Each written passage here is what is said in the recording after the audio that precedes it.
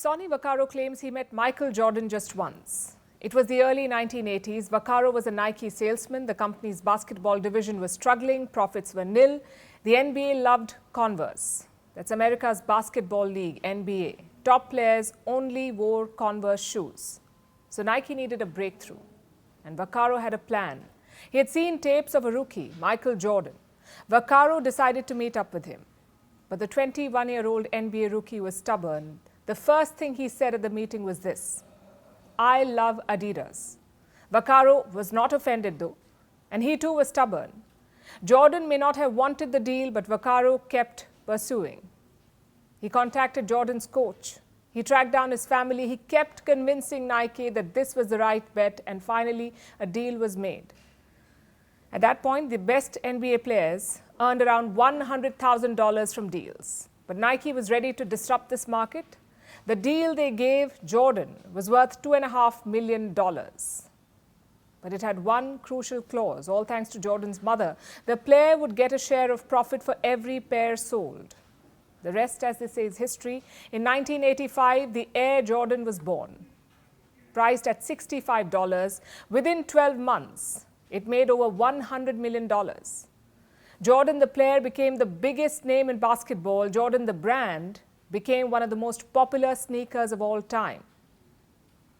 Even in 2022, Jordans made Nike over $5 billion. But our story is not about Nike or Air Jordans. Our story is about the shoes. They have become a way of life. From babies to billionaires, tech bosses and desi brides, they're all sporting sneakers. What has made them so popular? How are sneakers born? How big is the sneaker economy? Which are the biggest markets, and where does India figure? I'm Palki Sharma, and this is Between the Lines.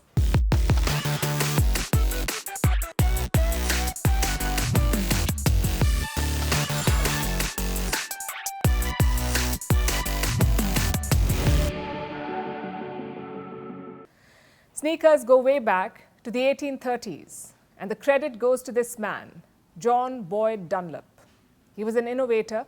He discovered how to bond rubber to canvas. It gave birth to sand shoes. Victorians wore them to the beach. By the end of the century, they were known as plimsolls. They were mostly worn by sportsmen.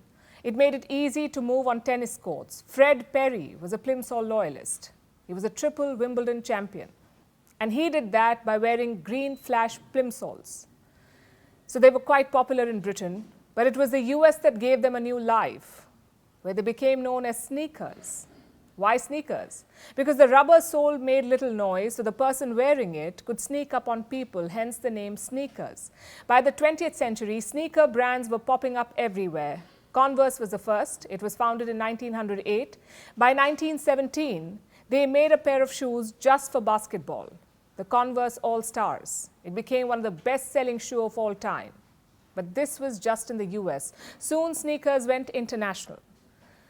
And the credit goes to the Dassler brothers, Adi and Rudolph Dassler. In the 1920s, they set up the Dassler shoes. US Olympian Jesse Owens wore them at the Olympics. It was a perfect endorsement. The brand grew, but it only lasted until the Second World War. The brothers split. In 1949, they went on to set up their own companies.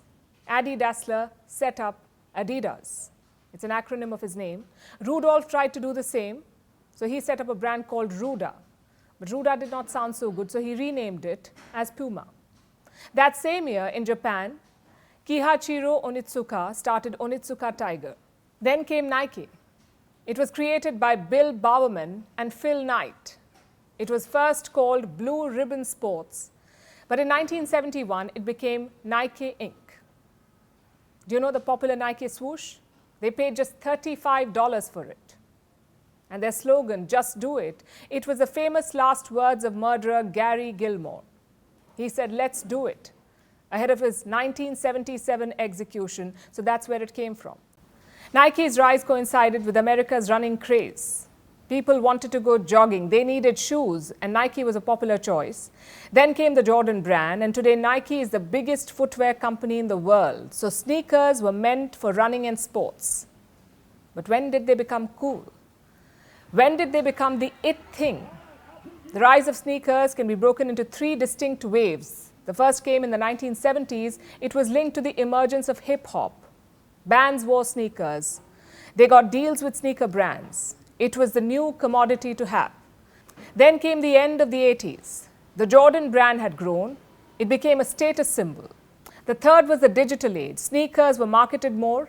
They were resold everywhere. They became cool again. Today, the global sneaker market is worth $91 billion. By 2028, it could be worth $139 billion. So the market is growing. And the rise is linked to society itself. Take China, for example. In 2015, it overtook the US with the largest middle class. As the middle class grew, there was more disposable income, more leisure time. And what did they focus on? Sports and fitness, among other things. Between 2008 and 2016, gym memberships doubled in China. And that meant sneakers flew off the shelves. Nike, Adidas, Puma, they all took notice. They invested in the market and made money. In 2019, Nike sales grew by 19% in China. Adidas sales were up by 13%. But it wasn't just sports that defined sneakers. A 2016 survey says 75% Americans do not use their sports shoes for sports purposes. Then what do they use them for? For comfort. So the fashion industry is also embracing sneakers now. H&M, Zara, Gucci, Balenciaga, from fast fashion to luxury, everyone wants a share of the sneaker market. And for some consumers, these are not just shoes, they're an obsession. Introducing the sneakerheads. They collect sneakers, they trade sneakers, they give sneakers a cult status, and they go to extreme lengths for it. In 2019, Adidas announced its new Yeezy. It was going on sale. Overnight, thousands of people queued up. They wanted to grab the first pair. The shoes sold for around $240. Do you know the resale value? Around $6,000. That's a rise of 2,400%. And that's not all. People are even mugging and killing for sneakers. One estimate says 1,200 people die over sneakers every year, and that's just in the US. So you get the craze. Now, India too is embracing it. In 2022, India's sneaker market was worth $2.6 billion. It's expected to grow by 11% every year. There are resellers. There are Indian brands. There are sneaker cons. That's conventions for sneakers. People are wearing sneakers to office. Models are wearing them on runways. There are bridal sneakers. There are sneakers for every occasion. It's a huge market now, and it's dominated by millennials and Gen Z. They're willing to spend a lot of money on it. By some estimates, sneakerheads are willing to pay up to 4 lakh rupees for a rare pair. The US Vice President is a fan of sneakers. The 45th US President has a sneaker line. The most expensive pair ever sold is the Nike Moon shoe. It was sold for $437,500 in 2019. $437,500. But is this craze all good?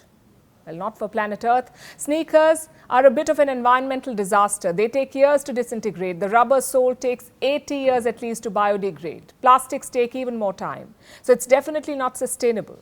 So sneaker companies are exploring alternatives, like Vija sneakers, a favorite of Meghan Markle. They're said to be made of sustainable material. I guess the point we're making is this: sneakers have evolved and created a massive market. They were once meant for sports, then for comfort, and now a cult. So much so that high fashion has embraced them. And for many people across the world, they've become a way of life.